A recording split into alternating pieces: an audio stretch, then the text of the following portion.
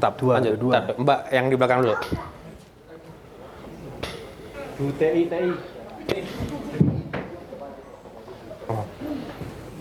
Assalamualaikum warahmatullahi wabarakatuh. Waalaikumsalam. Ini nggak ada presentasi nih jadinya. Alhamdulillah, saya mau nanya. Kan mungkin minta apa istilahnya paparan ataupun solusi ya. Seperti saya yang orang istilah suami udah pensiun dan saya istilahnya untuk sekarang itu lebih banyak makan tabungan Pak. Oke. Mantap. Tepuk tangannya udah. Masa makan tabungan. Nah, kebetulan kan memang untuk perak dulu pernah yang lihat yang Mas yang tadi yang wakala itu pertama ketemu mungkin pas Kogar yang di Cirebon melihat Masya Allah perak itu begitu rapi dan begitu cakepnya. Akhirnya karena dan untuk membeli itu nggak ada lagi ya, akhirnya sebagian yang kita tabung itu akhirnya kita belikan ke ya mungkin karena kita tabungan emas ya, sebagian kita jual untuk beli perak. Terus katanya sama teman-teman di sana kita pengen juga untuk menjual ya, sedangkan perak itu kan limited ya, istilahnya 300 gitu. Kita belinya mungkin cuma 1 atau mungkin 2. Kalau kita jual lagi ada rasa takut nggak punya lagi. Nah itu mungkin solusinya gimana ya istilahnya, itu satu. Yang keduanya tadi yaitu tadi istilahnya dia kita punya tabungan emas kita jual untuk beli perak itu sebaiknya itu betul atau tidak. Terima kasih. Oke, wah. Ini pertanyaannya berat ini sebenarnya. Jadi gini Mbak, saya juga sebenarnya kadang-kadang sangat sayang menjual barang koleksi saya. Tapi ini nggak bakal dibawa mati. Gitu kan? Cuan bungkus saja. Kita putar terus saja. Jangan sampai karena kita sayang ini barang, nggak kita jual-jual. Buat apa? Tujuannya tuh buat apa? Kita beli ini buat berdagang, didagangkan.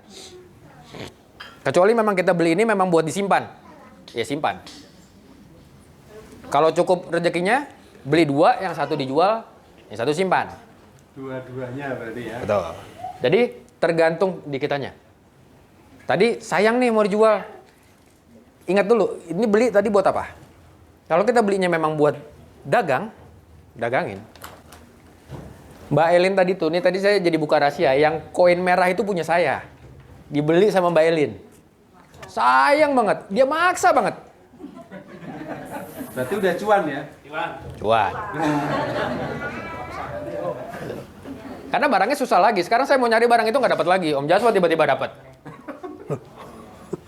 Jadi memang beli terus sayang jualnya pasti ada karena barangnya menarik. Apalagi yang koin-koin emas yang sangat jarang itu. Nah, jadi kembali lagi nih, ini Om Taufik pernah bahas ini juga waktu di Solo ya.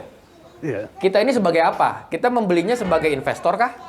Sebagai kolektor, saver, atau ikut-ikutan, atau kolektor? Kalau saya lebih suka di sini. Saya beli buat koleksi, ada yang suka mau beli cuan nih. Bungkus. Saya cari lagi yang lain, yang lebih murah, yang masih bisa saya koleksi, jadi dapat untungnya.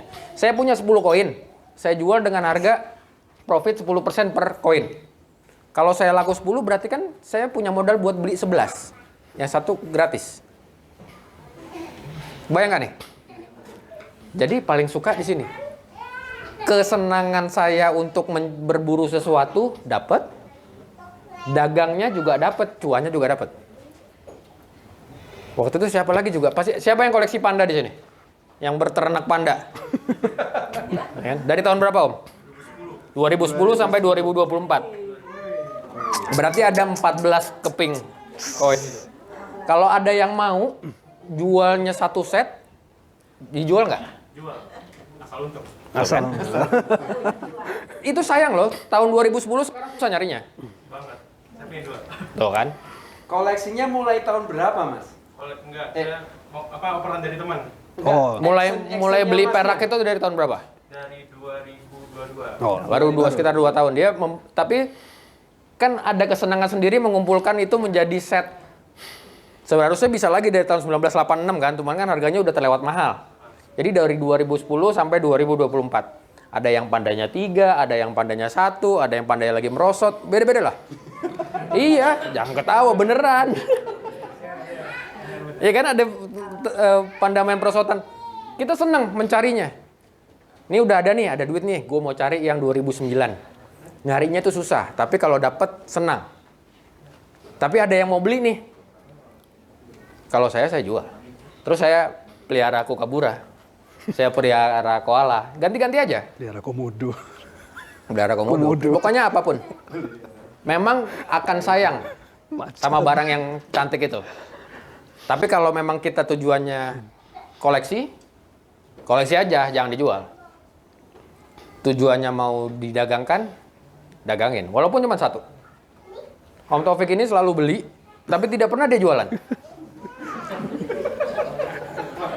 Jadi mungkin dia sifatnya dia. Tapi kalau dipaksa jual juga dia. Penimbun berarti. Iya. Jadi memang tergantung masing-masingnya. Kita juga pasti sayang kok. Saya punya koi itu, yang koi bar itu kan harganya cukup mahal kan? Oh.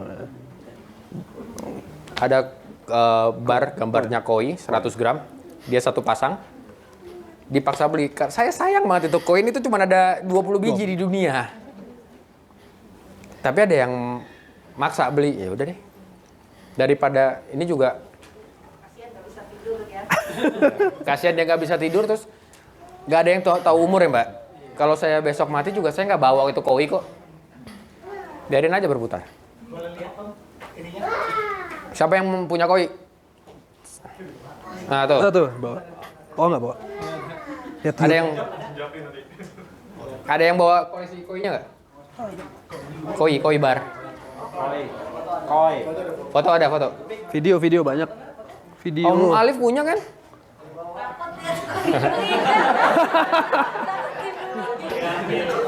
Nanti kayaknya ada foto-fotonya. Jadi kita cari. Sekarang Saya gimana? punya 3. Nah, dia punya 3. Saya akan dipaksa. Nunggu orang pada nggak punya semua udah. Iya. Saya ada juga sekarang waktu itu saya pelihara panda. Ada yang mau beli dijual. Sekarang saya peliharanya maple. Tapi maple mulai dipancing-pancing nih. Jadi kita putar terus saja. Sorry Om. Ayo. Tambahan. Ya, ini tambahan sebelum makin ini ya. Maksudnya jangan. Kalau Om Kavi ini kan bisnismen ya, dia gas. Kalau saya di fungsinya ngerem nih. Ya. Jangan sampai yang seperti di sini. Ya, umur. Bapak Ibu pernah tahu the biggest FOMO di dunia nggak? Selain Lohan, selain Ya, monkey business. selain apa? Selain Lohan apa lagi tuh biasanya? Batu akik. Batu akik ya. Pernah dengar tulip mania nggak? Tulip mania pernah. Mungkin sebagian kecil ada, sebagian besar belum. Tulip mania itu pernah terjadi pada tahun 1637-1638. Jadi sebuah umbi bunga tulip di Belanda. By the way, bunga tulip itu khas Belanda ya? Asalnya dari mana? Turki, betul. Satu umbi bunga tulip itu dijual dengan harga 5 hektar tanah. Atau dengan harga, mungkin kalau seorang pengrajin, gajinya 300 gulden setahun, ini dijual satu umbi itu 3.000 sampai 4.000 gulden. 10 tahun penghasilan seseorang. Satu umbi. Itu biggest FOMO. Dan harganya hancur dalam hanya hitungan minggu. Nah, ini bukan artinya saya menggembosi Bullion Spot, enggak. Tapi jangan sampai teman-teman terjebak ke FOMO ya. Jadi ada satu produk kayak tadi Om Kavi. Ikut-ikutan ya, jangan ikut-ikutan. Pelajari dulu perak Bullion Spot itu seperti apa, gabung ke komunitas. Kalau nggak jadi distributornya dulu, silakan gabung ke komunitas perak lainnya. Di situ teman-teman bisa belajar. Kalau sudah belajar, udah paham, silakan Ikutan dagang. Silakan kita dagang. Kalau tadi saya ada di Saya nggak jelas sih sebenarnya di mana ya. Nah, penimbun itu Penimbun itu konotasinya negatif, spekulator. Spekulator. Dia menimbun sengaja supaya barangnya sedikit lalu Iya.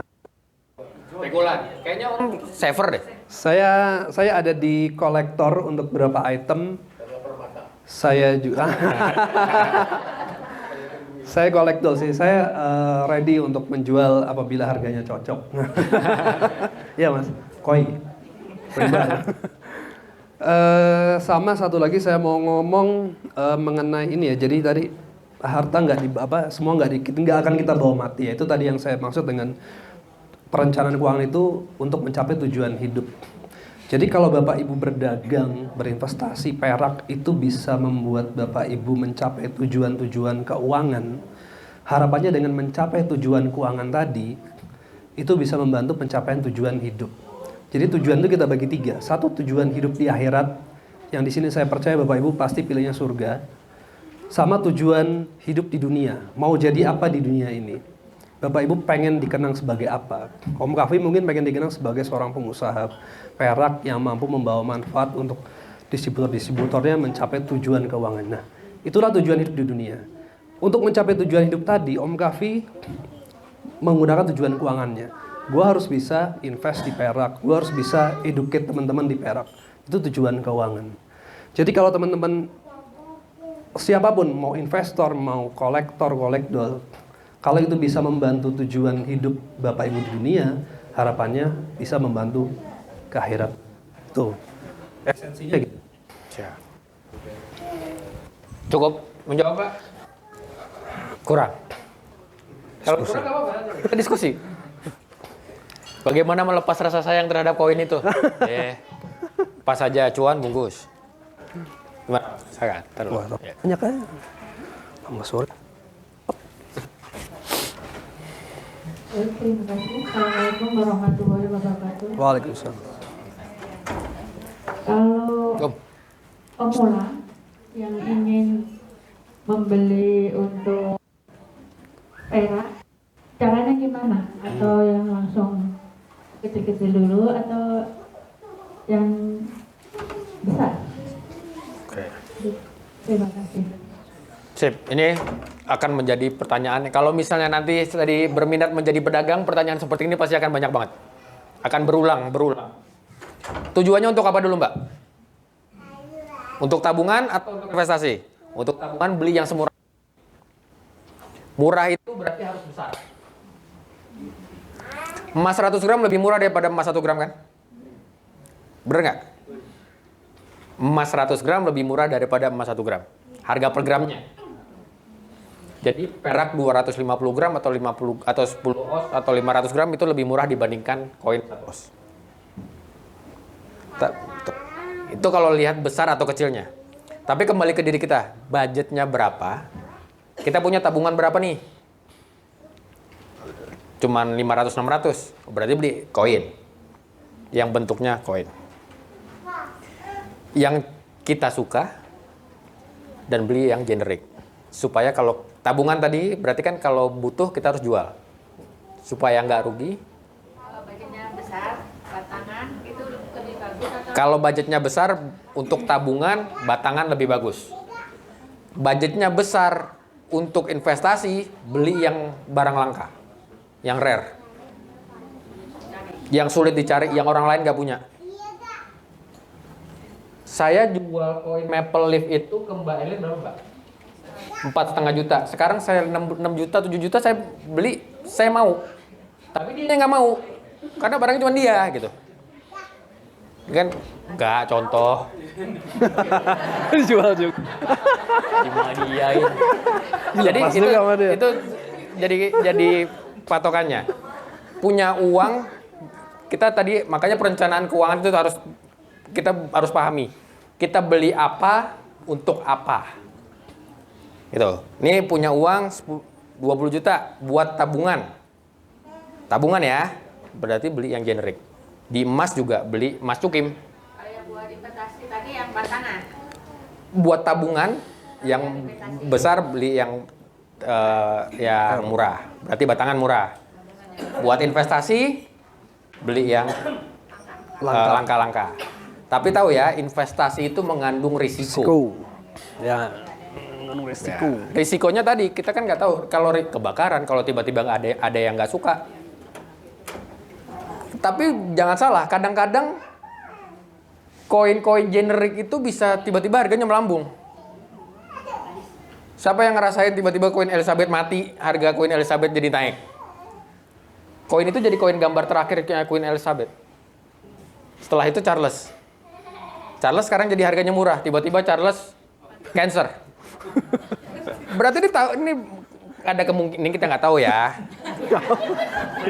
Iya kan, umur udah tua, cancer gitu kan. Kalau tahun depan nggak ada, itu berarti kan koinnya cuma sedikit. Prince William nanti.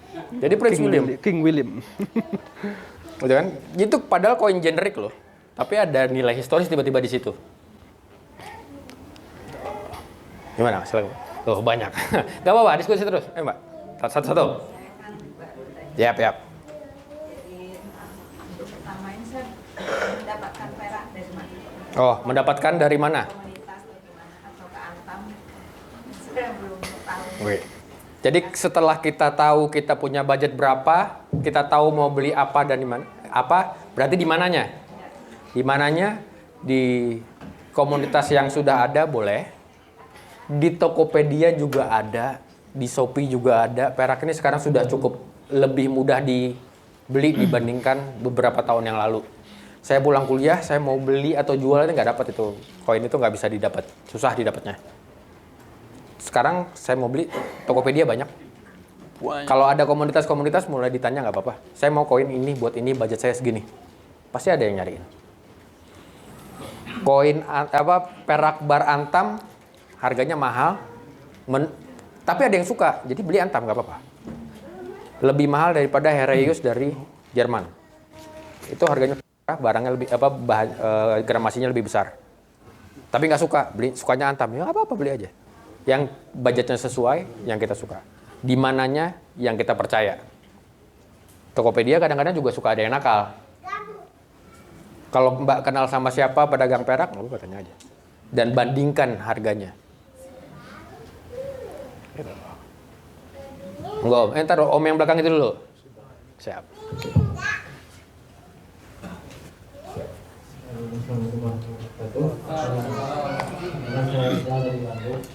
Saya juga sama kayak si Eli ya, jadi dari tabungan itu tabungan emas itu posting banyak end user kemudiannya dan nanya gitu.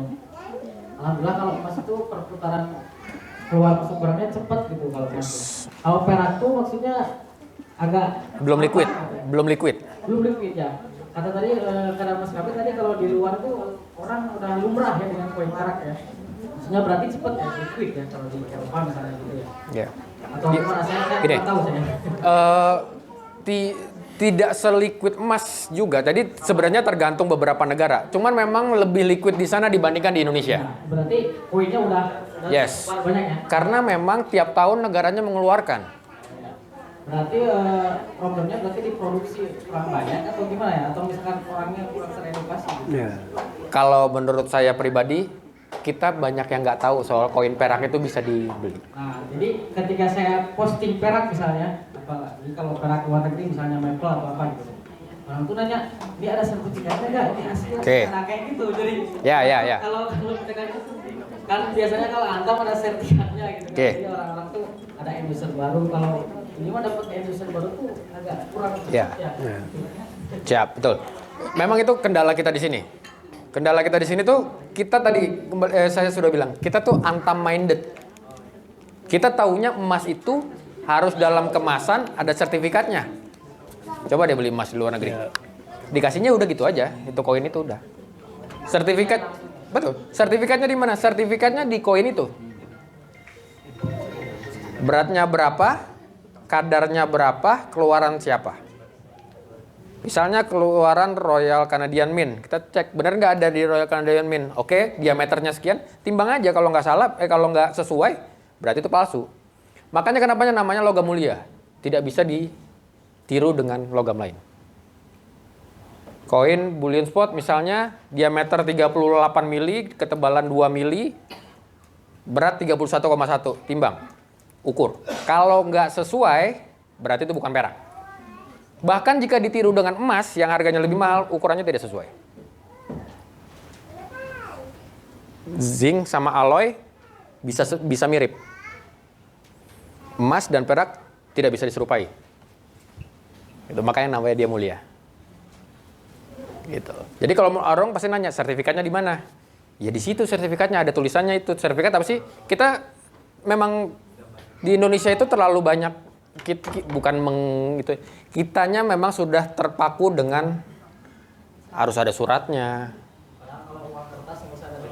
Iya, uang kertas ada di situ. Itu kan apa yang tertulis di situ? Beratnya berapa di situ? Yang dihargain emasnya atau kemasannya sih? Emasnya apa suratnya? Kita gadai mobil, yang digadai suratnya, bukan mobilnya. Uang receh juga nggak ada sertifikatnya ya? Nah, iya. Tapi kan kita namanya gadai mobil. Tapi mobilnya kita bawa, suratnya yang di. Jadi yang berharga mobilnya apa suratnya? Gitu. Sama kayak perak. Kita mau gadai emas, suratnya atau emasnya kita kasih? Kenapa nggak suratnya aja kayak mobil? Ya dong. Yang berharga sih emasnya. Jadi memang kenapa ada beberapa juga teman-teman sering kasih masukan, bullion spot bikin kemasan juga dong, yang ada sertifikatnya, biar kayak Antam, biar orang lebih percaya. Enggak, kita mengedukasi orang buat maju. Jangan kita terpaku, ya harus kayak gitu, enggak harus kayak gitu. Kita yang berharga itu si peraknya, bukan si kemasannya. Selain itu juga, itu menekan kos produksi juga. Biaya bikin kemasan itu mahal loh. Tuh, jadi biar bagaimana caranya supaya orang-orang bisa beli perak terjangkau. Ternyata peminatnya banyak, makanya harganya naik. Ya itu manfaat yang didapat sama pedagang. Tuh, saya menyebarkan ilmunya aja supaya orang-orang mau beli perak. Kalau nggak mau beli emas, beli perak. Yang penting nabung. Cukup jawab. Jatuh lagi Om. Ya udah Om dulu. Kita nggak ada presentasi nih Om ya. Jadi kita tanya jawab aja. Mau itu nggak? Lelang apa? Oh iya. Lelang atau apa? Nggak. Oh iya. Nanti dibat selesai dulu. Selamat siang. Ini saya ada sedikit di luar topik. Cuma tadi saya sempat tanya Pak Joshua, cuma saya masih bingung, jadi saya ingin bertanya.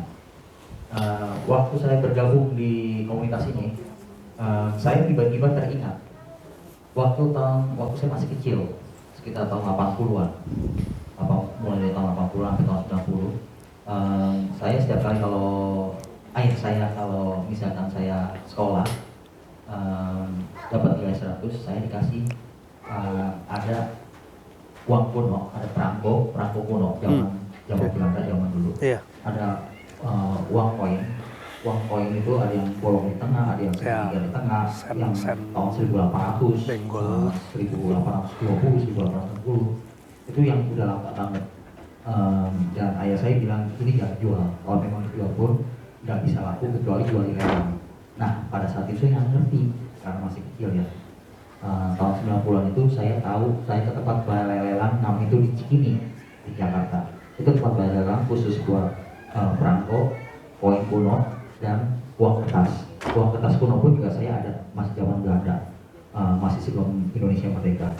Nah pertanyaannya itu, karena saya nggak mengerti nilai value-nya itu berapa, sementara saya udah cek di Google tempat balai lelang di Jakarta atau di Indonesia itu belum ketemu tempatnya itu di mana. Sementara yang saya tahu itu tempat lelang itu yang di luar negeri, dan saya udah masuk online, saya udah register, tapi ternyata Indonesia nggak masuk. Tapi yang bukan, memang sih ada koin-koin yang negara lain punya. Cuma pertanyaan saya, kalau saya nggak mengerti apakah di komunitas ini ada tempat untuk ya udah sih tahu nih siapa yang kira-kira tahu yang bisa menilai intuisi value-nya itu, karena ini saking kunonya, saking langkanya. Jadi saya nggak mengerti ini nilai berapa sih, karena sih ada perangko, koin, dan uang kertas yang itu pertanyaan yang sama. Pertanyaan kedua, jika benar Indonesia terjadi redenominasi angka 03 yang dihilangin tahun depan, rencana kan rencana pemerintah. Apa dampak emas dan perak itu terhadap Indonesia? Terima kasih. Berat-berat ya pertanyaannya. Cara kalah desak Anies, ini desak Afif. Jadi ya komunitas ini sebenarnya lebih ke arah perak sih Om. Kalau itu masuk ke ranah numismatik. Memang menyimpan uang-uang koleksi. Orang-orang yang tahu di numismatik lebih pakar. Ada beberapa juga di numismatik itu. Termasuk sebenarnya medali masuk di numismatik. Om Rinaldi salah satunya, distributor BS itu dia juga pakar numismatik itu. Koleksi numismatiknya luar biasa. Cuman itu kita berdasarkan koneksi berarti Om. Saya sendiri saya nggak tahu soal itu. Koin langka saya nggak tahu. Mungkin koin bong Cina tahun sekian sampai saya nggak tahu. Cuman pasti dari koneksi-koneksi ini dengan banyak kita masuk di grup-grup pasti ada yang nyambung ke arah sana. Karena ayah saya pun juga belinya di lelang. Iya. Dari lelang. Betul. Kita juga beberapa sekarang udah beberapa lelang-lelang, tapi yang kita lelang adalah koin rupiah yang ada peraknya. Tadi di depan juga ada kan koin perak asli Indonesia, koin Belanda yang seperti itu. Kalau yang sudah ancient mungkin banyak yang mereka lebih mengerti dibandingkan saya, tapi mungkin teman-teman lain ada yang mengerti. Tadi pertanyaan kedua apa? Oh, redenominasi. Ini pertanyaan sangat teoritis ya Om. Redenominasi itu tidak bisa terjadi dalam waktu singkat. Dia butuh penyesuaian sampai 10 tahun lebih. Jadi tidak bisa tiba-tiba besok angka 1000 menjadi 1. Itu butuh masa transisi yang sangat panjang. Kan pernah terjadi tahun 70-an. Betul, dan itu butuh waktu 10 tahun. Enggak tiba-tiba besok angka 1000 jadi 1, uang 1000 tidak berlaku, yang berlaku 1, nggak bisa begitu. Itu butuh waktu yang sangat lama. Kenapa butuh waktu yang sangat lama? Supaya Indonesia menjadi ekonominya tetap stabil. Sama seperti semua uang Queen Elizabeth harus diganti menjadi gambar King Charles. Karena Queen sudah mati, sekarang udah King. Bener kan? Tapi itu 5 tahun lagi, berjalan selama 5 tahun. Jadi uang yang masuk ke bank tidak akan keluar lagi, harus diganti dengan King Charles. Dan begitu selama 5 tahun, supaya tetap stabil. Efeknya apa? Sebenarnya nggak ada efeknya terhadap harga. Kalau kita bilang redenominasi akan ada efeknya, ada 2 efeknya. Yang ada redenominasi yang berhasil, saya lupa di negara mana. Ada redenominasi yang tidak berhasil. Saya juga lupa di mana? Zimbabwe itu hiperinflasi. Iya, itu hiperinflasi. Berbeda dengan redenominasi yang menghapus angka 0. Gitu. Efeknya akan seperti apa? Kita nggak tahu. Ya, kalau tahunya jadi bagus, ya ekonominya tetap stabil, bagus. Kalau tiba-tiba ekonomi turun, kalau ekonomi turun, kita yang memegang aset fisik yang menang. Yang fisik. Ya.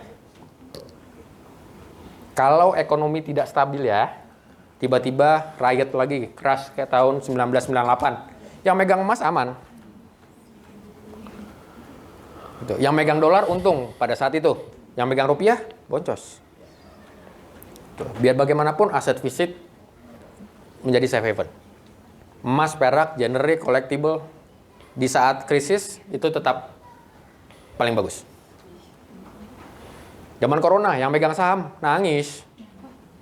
Tapi habis itu balik. Berarti collectible harus melalui koneksi ya. Nah, saya coba mencari koneksinya itu gimana? Sekarang komunikasinya ada. Ya dari komunitas ini ada 1-2 orang yang ke numismatik memang ada. Pasti sekarang jauh lebih gampang mencari komunitas kok. Facebook, WhatsApp, YouTube, Google, Telegram, mudah. Sudah lebih mudah, tinggal tanya-tanya gampang. Nih kita mau apa tadi Om? Terima kasih, sama-sama. Ntar dulu, sebelum pertanyaan yang berikutnya, ada Om Jaswa. Saya ada 2 lagi. Oke. Biar nggak ketinggian suasana udah berbeda. Sampai teman-teman mukanya agak cenghar gitu ya. Katanya kesini bagi dapat ilmu. Emang isinya pertanyaan semua. Silakan berdiri Bapak Ibu. Ya, silakan berdiri. Silakan berdiri. Ya, karena kalau terlalu lama nanti terancam ambeien. Ya, terlalu lama duduk ntar lanjut. Bapak Ibu, tahun 2024 terkenal dengan tahun Naga. Naga tahun kayu. pemilu ya. Terkenal tahun 2024